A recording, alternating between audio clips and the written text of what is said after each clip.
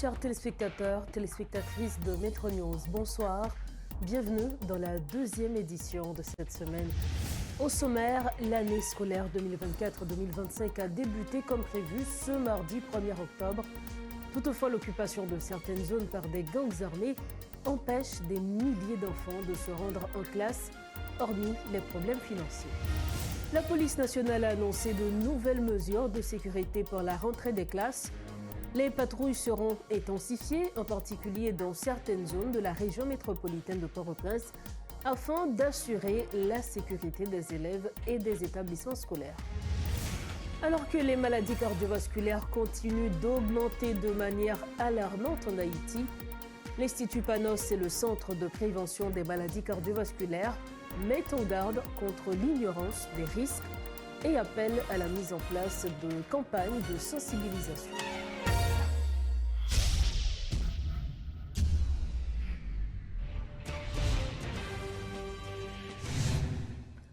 Le Premier ministre Gary Coney a visité ce mardi 1er octobre le lycée des jeunes filles à Port-au-Prince pour la rentrée scolaire. Le chef du gouvernement a annoncé plusieurs mesures de soutien, dont la distribution de manuels scolaires à 2 millions d'élèves, une aide de 20 000 gourdes à 200 000 par an, la formation de 10 000 enseignants et des repas pour 1 million d'élèves. Par ailleurs, Dr Coney a exprimé son inquiétude pour les élèves dont les écoles sont occupées par des déplacés à cause des violences, promettant de tout mettre en œuvre pour leur permettre d'accéder à l'éducation. Il a appelé à la solidarité nationale et internationale pour une rentrée réussie. Les propos du Premier ministre Gary Coney. Pour la première fois depuis des années, nous avons augmenté le budget de l'éducation nationale de manière significative. Nous avons pris disposition pour accompagner les parents, c'est pour ça que nous avons des subventions pour les parents. Nous avons des livres gratis que nous avons distribués, nous avons des kits que nous avons distribués.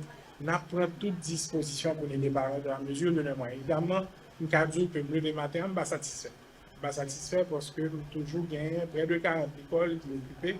Donc, nous avons 40 écoles qui n'ont pas gagné l'espace que l'habitude gagne. À l'école, nous avons pour faire mieux.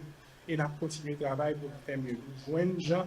Nous avons mis sous pied arrangement pour que nous puissions récupérer l'école. Ça n'est pas satisfait parce que le monde de l'école privée, tout, il va joindre toute qualité d'aide pour joindre de facilité allégée par un affaire scolaire. Nous gagnons pour nous faire plus. Je dis à la et le président Victor Leblanc, avec le ministre, lancé la première journée de l'école là, dans la zone locale. Nous avons plus côté pour nous construire l'école, mais nous avons plus pour nous faire la question de l'école là, parce que nous avons plus côté pour nous construire bon l'école, vraie l'école, avec jardin, avec bibliothèque, avec informatique pour tout le monde. Donc, nous pouvons pour nous lier côté pour lier la matière de accès à l'éducation pour tout le monde, qui c'est l'avenir au pays.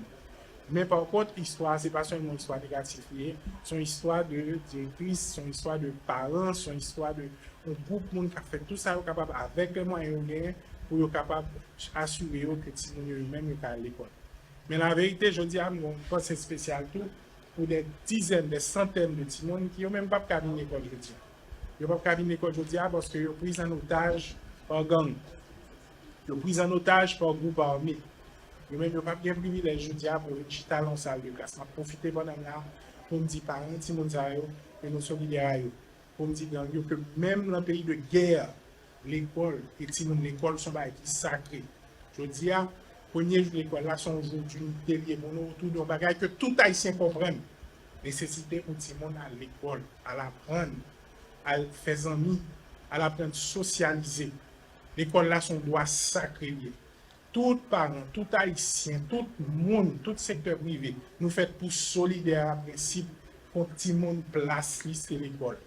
Donc je dis à ma appel, ça m'a remercié tout le monde avec un parent qui fait gros sacrifice pour tout la antenne.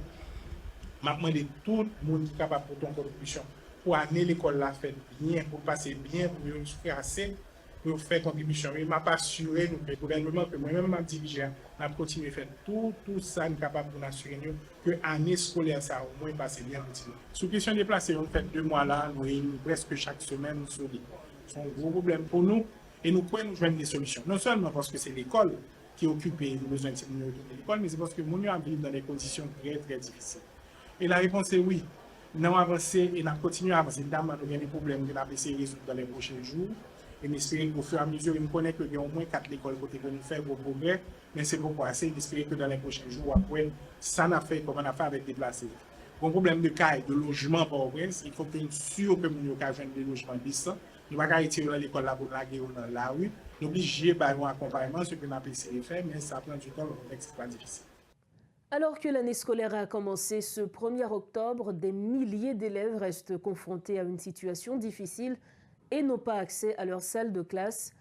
Toutefois, le nouvel exercice budgétaire 2024-2025 adopté par l'exécutif place l'éducation au cœur de ses priorités. Le budget alloué au ministère de l'Éducation nationale et de la formation professionnelle a été augmenté de 24% pour mieux faire face aux défis considérables du secteur. Pour en parler, nous recevons l'ancien ministre de l'Éducation, le professeur Ronny Desroches. Avec lui, nous allons aborder plusieurs sujets et un rapport avec l'actualité. Monsieur Desroches, bonsoir. Toujours un plaisir de vous avoir à Metro News. Bonsoir Ousberline, bonsoir à tous les téléspectateurs et toutes les téléspectatrices de Télémétropole. Vous êtes avec nous pour commenter l'actualité et les formations qui dominent l'actualité de ce mardi 1er octobre. C'est bien la réouverture des classes, une réouverture qui se fait dans un contexte de crise sécuritaire grave. Monsieur Desroches, la réouverture, c'est aujourd'hui. Quelle est votre lecture justement par rapport à cette réouverture cette année? Bon, je pense en particulier aux élèves qui n'auront pas l'occasion, qui n'auront pas le privilège de faire la rentrée avec les autres. Par exemple, tous les élèves dans les écoles ont été saccagés par les bandits. Nous savons qu'il y a aussi beaucoup d'écoles qui aujourd'hui hébergent des déplacés, plusieurs grandes écoles publiques qui aujourd'hui sont occupées par le privilège d'aller à l'école.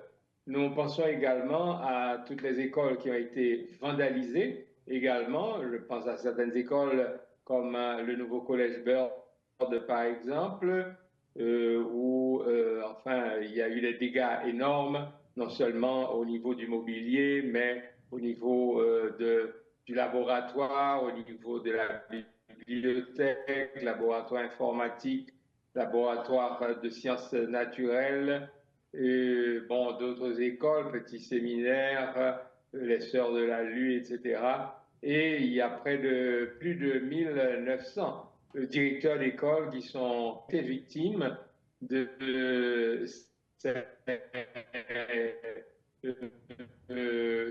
brigandage à toutes les facultés, n'est-ce pas, qui ont été saccagées à partir de la faculté d'agronomie qui était la première victime, faculté de médecine, faculté d'ethnologie et autres. Bref, il y a tous ces étudiants, tous ces élèves qui peut-être ne pourront pas participer à la rentrée et certainement il y a des élèves qui vont commencer la rentrée dans des conditions très médiocres, des conditions déplorables d'exiguïté à cause justement de l'insécurité. En Conseil des ministres, hier, le budget de 2024-2025 a été adopté. Hier, lundi, justement, au Conseil des ministres, vous avez vu donc le budget qui est alloué au MNFP, ou du moins au ministère de l'Éducation nationale. Qu'est-ce que vous pensez de ce budget, vu que nous savons très bien que plusieurs écoles ont été effectivement vandalisées? Qu'est-ce que vous pensez donc de ce budget qui est alloué au ministère de l'Éducation? Bon, je pense que c'est une bonne décision. Justement, ce que nous disions, c'est que l'école haïtienne, l'éducation haïtienne, d'une façon générale, ont été vraiment victimes de cette période de turbulence, cette période de vandalisme que nous avons connue. Donc, c'est normal qu'une bonne partie du budget soit consacrée à l'éducation, parce qu'il faudra aider toutes ces écoles à se remettre sur pied. Il faudra également aider toutes ces familles qui aujourd'hui se trouvent hébergées dans des écoles à se loger soit dans leur maison réhabilitée, soit ailleurs. Ça va demander beaucoup d'argent au ministère. Et je pense que nous avons aussi une situation économique extrêmement difficile. Les parents ont beaucoup de peine à faire face aux dépenses scolaires. Je sais que le ministère, le gouvernement ont des programmes d'aide aux parents. Je pense que tout ceci va coûter de l'argent et c'est tout à fait normal que le budget du ministère de l'Éducation soit certainement le poste budgétaire le plus important. Mais il ne faudra pas oublier non plus, négliger non plus la sécurité, parce qu'il n'y a pas d'école non plus sans sécurité. Nous savons que beaucoup de déplacés occupent des écoles. Vos recommandations afin que justement ce problème soit géré, puisque les portes des écoles sont rouvertes aujourd'hui même, et plusieurs écoles, notamment des écoles nationales, ne peuvent pas accueillir les élèves vu qu'il y a beaucoup de déplacés dans ces centres qui sont transformés en centres d'accueil. Qu'est-ce que vous recommanderiez justement aux autorités afin que ces écoles soient reprises? Bon, malheureusement, je trouve que ce problème aurait dû être abordé depuis très longtemps, parce que d'après les nouvelles que nous avons eues, que nous avons entendues, c'est seulement récemment que le ministre des Affaires sociales a été visiter ces écoles. Ils ont commencé à parler de dons aux parents. Apparemment, les parents qui sont hébergés, les familles qui sont hébergées, estiment que l'allocation qui est prévue pour elles, cette allocation n'est pas suffisante.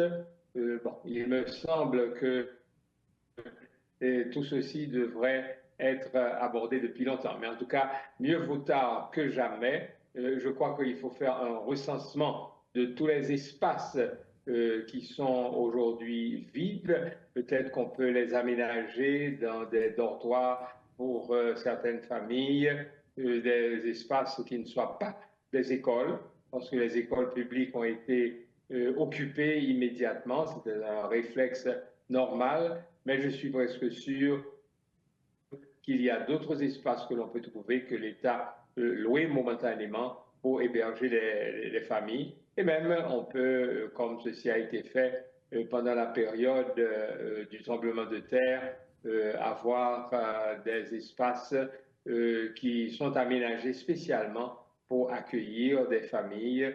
C'est ce que j'aurais recommandé. Et bien sûr, l'allocation, il faut la penser de façon, je dirais, juste, c'est-à-dire pour donner aux familles une garantie que pendant au moins les 6 premiers mois, elles peuvent faire face à cette dépense de logement. Monsieur Rony Desroches, merci infiniment d'avoir été notre invité. Un plaisir comme toujours.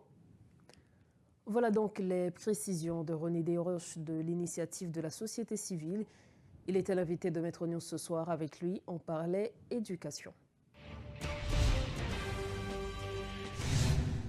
Merci de votre fidélité. La suite des informations. À l'occasion de la rentrée scolaire, le Conseil présidentiel de transition a adressé ses vœux à tous les élèves, enseignants, parents et personnel éducatif d'Haïti lors de l'inauguration du Centre technique de formation professionnelle Paulo Freire Okai, financé par le Brésil. Le président du Conseil, Edgar Leblanc-Fils, a officiellement lancé ce mardi l'année académique 2024-2025. Cet événement symbolise l'engagement du gouvernement à offrir une éducation de qualité et accessible à tous. Accompagné du conseiller président Frinel Joseph, le président a souligné les efforts conjoints avec le ministère de l'Éducation pour améliorer les infrastructures scolaires et garantir un environnement sûr et propice à l'apprentissage. Le CPT rassure les parents sur les mesures prises pour la sécurité et le bien-être des enfants. Il souhaite à toutes et à tous une année scolaire 2024-2025 marquée par la discipline, la réussite et la persévérance. Toujours concernant la rentrée scolaire, la police nationale a mis en place de nouvelles mesures, a annoncé le porte-parole adjoint de l'institution, Lionel Lazare. Des agents de la PNH seront déployés dans les rues de la capitale, ainsi qu'à proximité de nombreux établissements scolaires. Les unités de la police routière et éducative sont mobilisées pour cette opération. Le porte-parole adjoint a assuré que les forces de l'ordre feront tout leur possible pour garantir la sécurité des élèves ainsi que celle des parents. Les propos de Lionel Lazare. Direction circulation police routière, DCPR, dans niveau circulation, il y a un renforcement, présence policière, surtout dans la zone métropolitaine Port-au-Prince. Dans plusieurs points stratégiques, la population a remarqué les policiers DCPR. Non seulement cap faciliter la circulation sur tout axe routier, ça cap permettre tout de limiter accident, mais tout pour protéger tout le monde qui circule sur voie publique là, particulièrement élèves l'école. L'important pour nous faire population en connaît que dans le cadre de mesures ça, il y a plusieurs séances de formation PNH l'a réalisé dans quelques régions dans le pays, tant que dans le département nord-ouest, pour chauffer camion, taxi, moto, sous principe conduit et puis comportement yo doit gagner dans la période de l'école là, surtout dans les stratégiques yo avant l'école rentrée et l'école a terminé. Police communautaire et du pôle.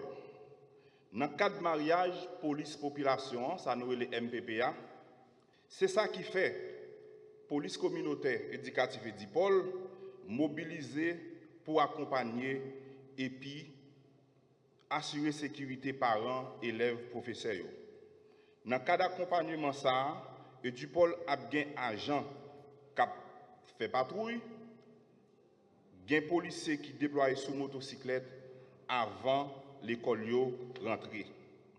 Nous avons fait remarquer après l'école fin rentrée, travail et du pôle. Ça nous les polices communautaires là, ils pas campé. Bien patrouille qui sillonné la rue. Bon l'école dans l'idée pour surveiller si pas un élève qui a profité moment l'école là avec uniforme sur eux pour aller prendre pour aller faire activité délinquance. Pendant la journée en tout, et du pôle réalisé séance sensibilisation en dedans l'école avec élèves pour sous diverses thématiques tant que éducation civique, sensibiliser les jeunes sur le rôle et implication qu'a joué dans la communauté. Dans le moment où on voit l'école, dans le mi-temps journée, et du pôle toujours été mobilisé pour garantir la sécurité élèves, parents, professeurs, dans l'idée pour faciliter le prendre chemin la caillou. Nous connaissons bien dans les affaires de sécurité, pas seulement bien pour avec la police. C'est ça qui fait, dans le plus haut niveau de l'État, l'autorité prend bon genre de disposition pour permettre rentrer l'école arrivée possible année ça. Dans le niveau toute juridiction policière, il y a une instruction formelle qui passe avec responsable sur tout territoire national là pour capable prendre toute disposition nécessaire dans le cadre de réouverture de l'école.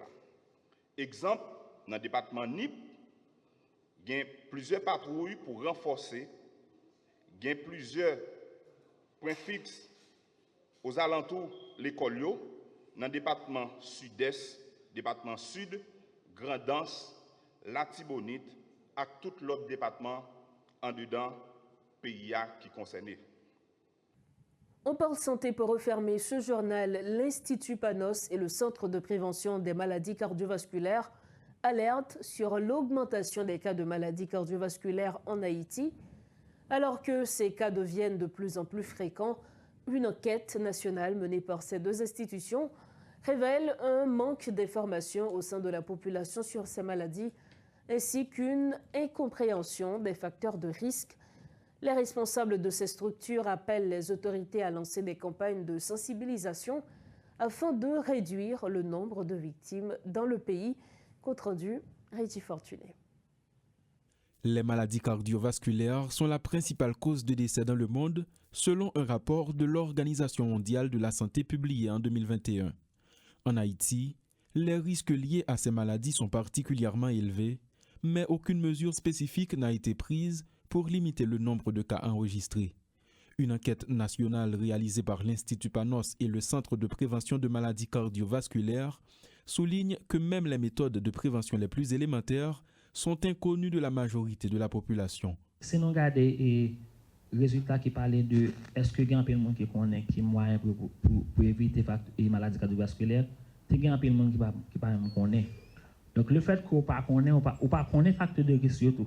Donc c'est vraiment un problème de connaissance de population et ceci toutes les couches considérées.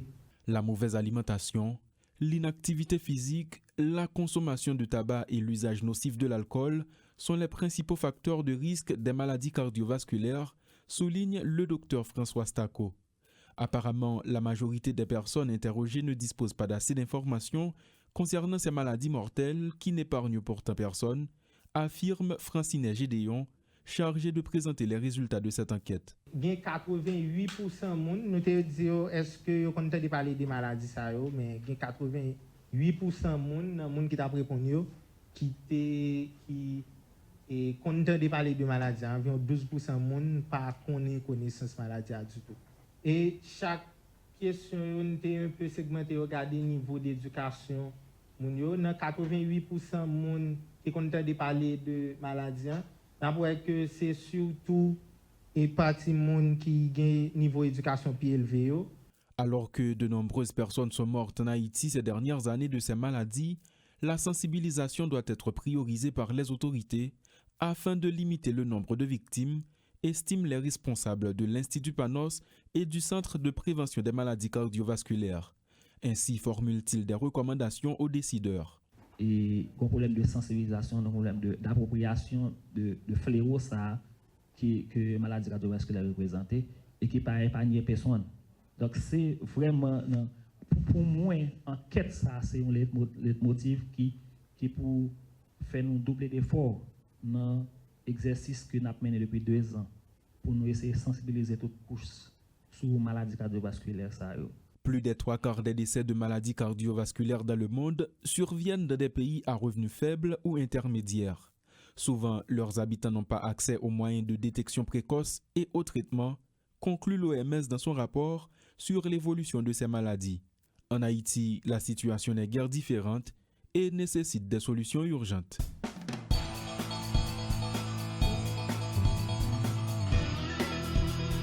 Nous sommes au terme de cette édition de Métro News. Avant de partir, le rappel des principaux titres développés ce soir. L'année scolaire 2024-2025 a débuté comme prévu ce mardi 1er octobre. Toutefois, l'occupation de certaines zones par des gangs armés empêche des milliers d'enfants de se rendre en classe, hormis les problèmes financiers. La police nationale a annoncé de nouvelles mesures de sécurité pour la rentrée des classes. Les patrouilles seront intensifiées, en particulier dans certaines zones de la région métropolitaine de Port-au-Prince, afin d'assurer la sécurité des élèves et des établissements scolaires. Alors que les maladies cardiovasculaires continuent d'augmenter de manière alarmante en Haïti, l'Institut Panos et le Centre de prévention des maladies cardiovasculaires mettent en garde contre l'ignorance des risques et appellent à la mise en place d'une campagne de sensibilisation. Voilà ce qui met fin à notre 2e édition de Métro News pour la semaine. Merci infiniment à vous, chers téléspectateurs, de votre attention. Restez branchés Métropole. Bonsoir.